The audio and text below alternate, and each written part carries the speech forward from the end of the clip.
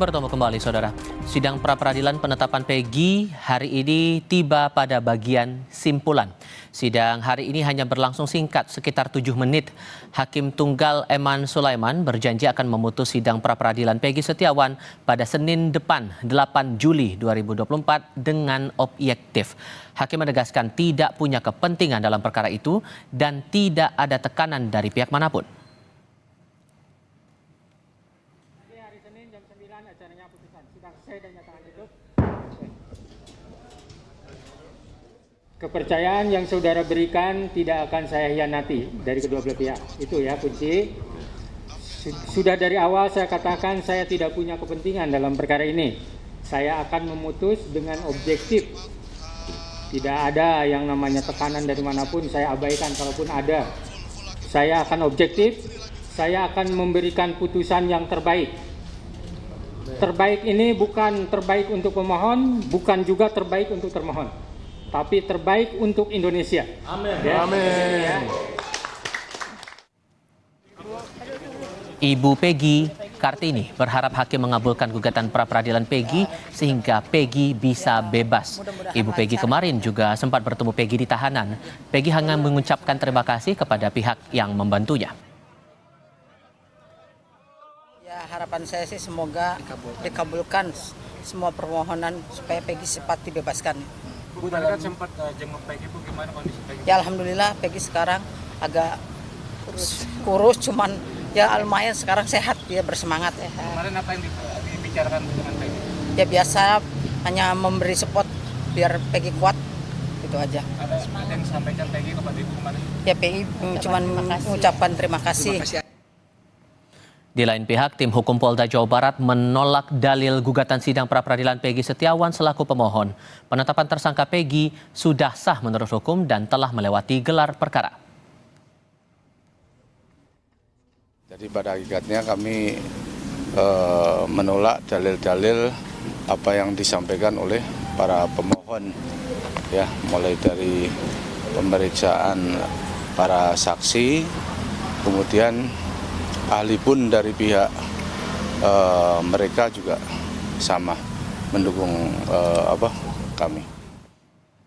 Sebelum sidang putusan Senin pekan depan, Hakim Tunggal Eman Sulaiman tidak punya kepentingan dalam perkara itu. Ya, itu yang disampaikan dalam sidang dan ditambahkan tidak ada tekanan dari pihak manapun sehingga Hakim Eman tidak akan masuk angin dalam putusan sidang pra-peradilan Peggy Setiawan. Lebih lengkap kami akan tanyakan langsung kepada pakar hukum pidana Jamin Ginting. Pak Jamin, selamat sore.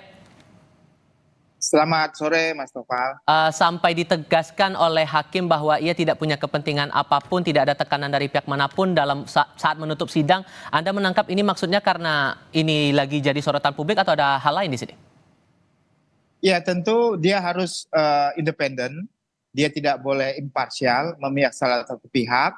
Baik itu ada tekanan dari manapun, apakah dari kepolisian yang dalam hal ini pasti mempunyai kepentingan karena mereka yang termohon, ataukah dari pihak keluarga ya yang dijadikan tersangka Peggy Setiawan maupun dari manapun ya. Jadi dia tetap konsisten sesuai dengan tugas dan fungsinya sebagai hakim yang independen gitu. Jadi benar apa yang dikatakan itu harus begitu. Justru kalau dia memihak ya tentu independensi dari hakim itu sudah tercoreng. Berarti hakim pengadilan bisa diintervensi oleh pemerintah atau polisi gitu atau masyarakat sebagai pemohon. Ya, ini hal-hal yang lumrah lah ya yang kita dengar ini, itulah pernyataannya. Walaupun nanti di belakang kita nggak tahu gimana intervensi ada dari pemerintah atau apa, kita nggak tahu kan.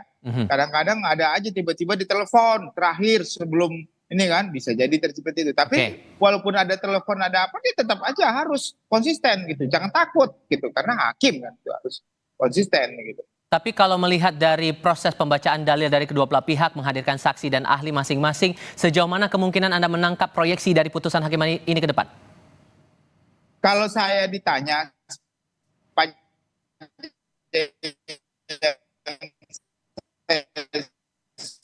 Pak Jamin?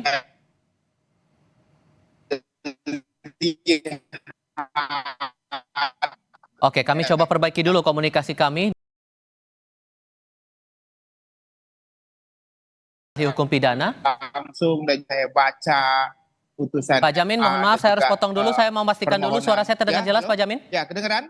Nggak kedengeran. Bentar. Halo? Ya. Oke. Oke, Oh, ya, silakan dilanjutkan lagi, Pak. Boleh jelas. diulang lagi dari awal, Pak? Silakan. Apa terdengar ya? Ya.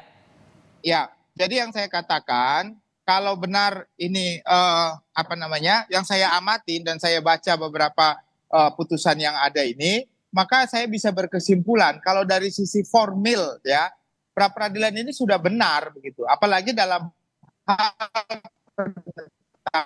dalam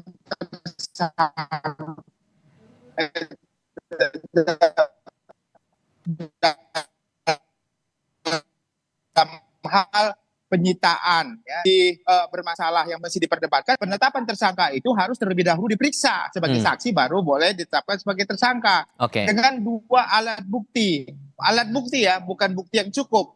Ada perbedaan norma antara bukti yang cukup dengan alat bukti. Kalau bukti yang cukup itu cukup secara jumlah, tapi bisa saja kualitas enggak. Tapi kalau alat bukti itu sudah pasti alat bukti mempunyai kualitas, bukan hanya cukup. Ya, karena diatur dalam 184 klasifikasi alat bukti itu kualitas ya, bukan jumlah begitu. Oke, sehingga konsekuensinya apa kalau kemudian ini dikabulkan dan apa konsekuensinya kalau ini ditolak permohonan pra peradilannya? Ya, kalau dia dikabulkan berarti penetapan terhadap tersangka ini tidak sah. Maka dinyatakan batal demi hukum. Demikian juga penyitaan dan penangkapan dianggap tidak sah dan batal demi hukum. Maka harus dikembalikan ke keadaan semula, dipulihkan harkat dan martabatnya. Nah, nanti kalau di kemudian hari penyidik bisa lagi menetapkan tersangka, tetapi dengan alat bukti lain, bukan alat bukti yang sudah ada sekarang ini begitu. Nah, untuk mendapatkan alat bukti itu harus ada sprindik baru terkait dengan penetapan tersangka berikutnya. Tidak boleh pakai sprindik yang sekarang ini, harus sprindik baru lagi karena untuk penangkapan, penahanan dan segala macam itu dengan sprindik baru, demikian. Oke, hasil putusan baru akan dibacakan nanti oleh Hakim Tunggal pada Senin pekan depan. Pak Jamin, terima kasih banyak sudah berbagi pandangan bersama kami kali ini. Selamat sore. Terima kasih, Mas Topal.